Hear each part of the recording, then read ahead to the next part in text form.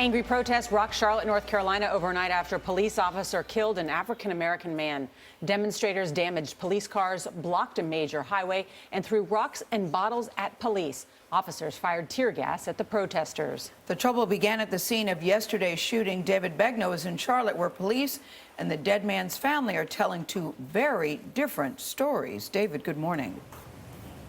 Gail, good morning. Police say this man posed an immediate danger to the individual who ended up being killed. That man posed a danger to police, according to the authorities. But the man's family says he didn't even have a weapon. He had a book that he was reading.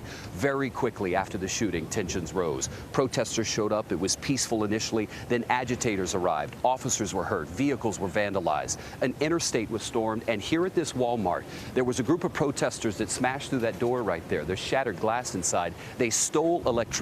Police arrived, the protesters fled, and then they barricaded the front doors. Overnight, the protesters in Charlotte clashed with police, hours after the deadly shooting of Keith Lamont Scott. Several demonstrators smashed out windows of squad cars and hurled rocks at police. Officers dressed in riot gear fired tear gas to break up the crowds of people who shut down Interstate 85. Several police officers were hurt, all with non-life-threatening injuries. 7 were taken to a local hospital. Conflicting versions of Tuesday's story have now emerged. Police say they were looking for a suspect who had an outstanding warrant.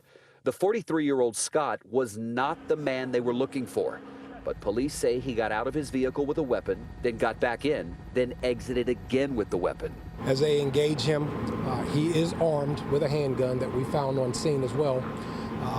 Makes some imminent threat to them, and because of that, at least one of our officers fired. The police just shot my daddy 4 times for being black.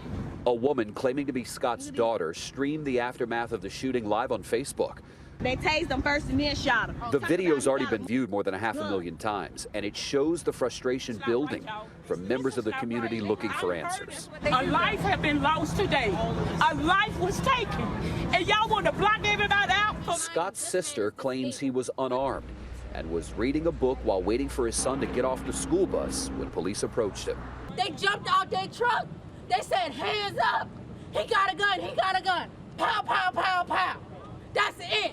He ain't had no gun. The officer who fired that fatal shot has been identified as Brentley Vinson. He is a 2-year veteran of the police department. And Jeff, as is customary this morning, he is on paid administrative leave. David, thank you very much.